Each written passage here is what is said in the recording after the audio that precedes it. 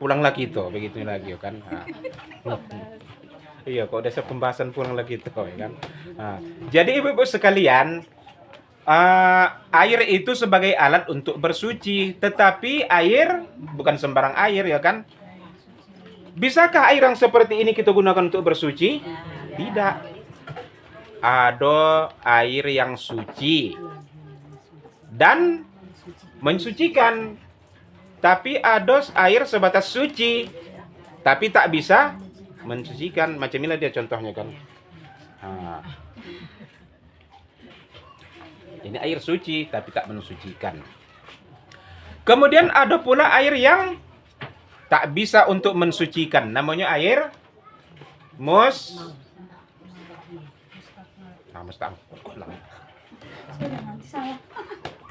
Kok salah pun tak kujewek pala doh. Ya kan? Musta'mal.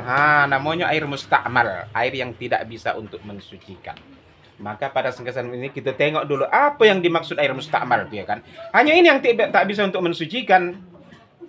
Jadi ibu-ibu yang saya muliakan, air musta'mal itu adalah air yang sedikit. Berarti kalau sedikit ini tak sampai 2, itu ukurannya tak sampai 2 kullah. Macam mana ukuran 2 kullah tuh? Baik panjang, lebarnya, tingginya sehasta seperempat. Hasta orang yang sedang lah pula ya.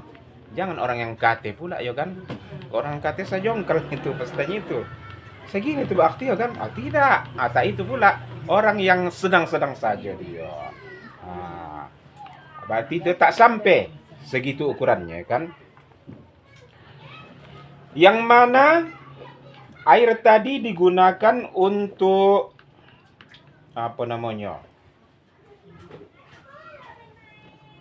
Bersuci yang fardu. Bersuci yang fardu itu seperti mandi wajib, kemudian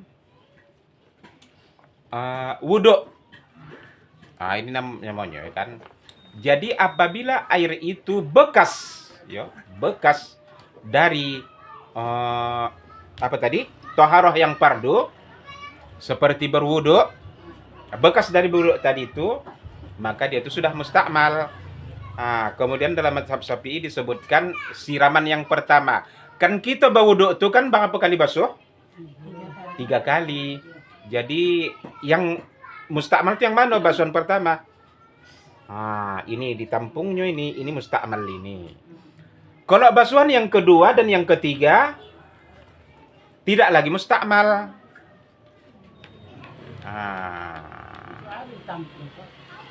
Mana tahu, malas dia apa itu. Hemat ya. Udah dibuang ke Iya. Jadi waktu untuk taharah yang fardu tuh ya. Mengapa? Karena basuhan pertama itu wajib. Sementara basuhan yang kedua dan ketiga sunat. Jadi kalau untuk basuhan yang sunat tidak musta'mal dia. Ayo kan Bu? Begitu pengertian musta'mal tadi itu. Jadi basuhan pertama berwuduk tadi itu yang musta'mal. Sedangkan basuhan yang kedua itu tidak musta'mal lagi. Mengapa? Karena itu sunat. Jadi setiap air bekas pakaian untuk yang sunat, baik itu mandi yang sunat ya kan, seperti mandi hari raya, itu airnya tidak musta'mal. Jadi kalau tidak ditampung lagi boleh berwuduk digunakan itu boleh. Jadi nanti Bu kalau mandi hari raya tidak tampunglah. Habis itu gunakan balik berwuduk, tak apa-apa.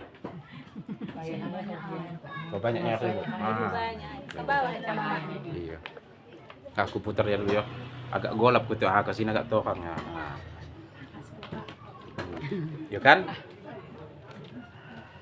Jadi Bu sekalian itulah pengertian musta'mal. Kalau mandi yang wajibnya dia baru air itu musta'mal tadi. Tetapi tadi kalau yang mandi sunat seperti mandi Jumat ya kan, itu airnya tidak dihukumkan musta'mal. Mengapa? Karena mandi Jumat itu hukumnya sunat. Jadi kemudian tadi saya ulangi lagi, berwudu yang dikatakan airnya musta'mal itu basuhan yang pertama. Sedangkan basuhan yang kedua itu airnya tidak musta'mal. Mengapa? Karena itu basuhan yang sunat. Begitu pemahamannya musta'mal. Jadi ibu-ibu yang saya muliakan, udah bisa kita pahami kan? Itu yang dikatakan air mustakmal tadi itu. Nah, itu pun dia kalau ukurannya sedikit. Kemudian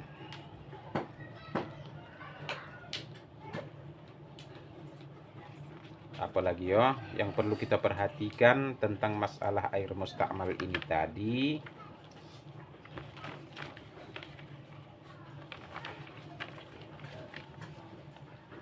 Macam mana kalau sekiranya air tadi menetes, misalnya dari tangan kita menetes ke bejana tadi tuh, atau apa namanya gayung, ya kan? Apakah dihukumkan dia mustakmal? Mustakmal. Hah? Mustakmal. Mustakmal ya kan? Jadi sebenarnya kalau itu tadi tetesan yang basuhan pertama. Basuhan yang pertama tadi. Kalau basuhan yang kedua tadi kan itu tidak mustakmal dia. Jadi kok menetes pun maka tidak dihukumkan mustakmal dia. Itu dia. Kemudian syaratnya kalau air tadi sudah terpisah dari badan. Udah terpisah dia dari badan awak, barulah dia dihukumkan mustakmal. Selagi air itu masih mengalir di apa kita, di kulit kita ini tadi, itu belum dikatakan mustakmal. Makanya kita tengok ada orang yang berwuduk ya kan ke muka. Habis itu kita tariknya sap. Terus ya kan. Nah, banyak lagi, tariknya lagi sap. Tak sempat tapi pisah air tadi itu. Boleh ya. Apalagi dia akad ya kan, mana tahu ibu nanti entah umroh atau apa haji ya kan. Ada nampak yang kayak gitu model berwuduk nanti. Jangan digolai. Lain yang cara wuduknya. Tidak, bukan begitu pula. Mengapa? Selama air tadi belum terpisah dari badan, maka dia tidak mustakmal. Oke, sudah bisa dipahami? Itulah dia. Kemudian ibu-ibu yang saya muliakan, kalau seandainya, ini kan tadi ingat, kalau seandainya dia kurang dari 2 kullah. Tetapi kalau dia sudah sampai 2 kullah atau lebih, maka tidak ada istilah mustakmal. Jadi andai pun tadi air tadi ditampung lebih 2 kullah, 1 tong dia penuh. Padahal tadi dipakai untuk berwuduk, ya kan? Maka ini tidak dikatakan mustakmal. Tapi ingatlah pula dengan syarat kalau tidak berubah warna, bau dan rasa. Tapi kok ada tak asin pula? Tak bisa lah pula ya kan. Batu udah bercampur keringat. Nggak ada tak asin. Oh udah bandung garam ini. Tapi tak mungkin dari laut ya kan. Jauh bonak. Jadi itu dia. Kemudian ibu-ibu yang saya muliakan.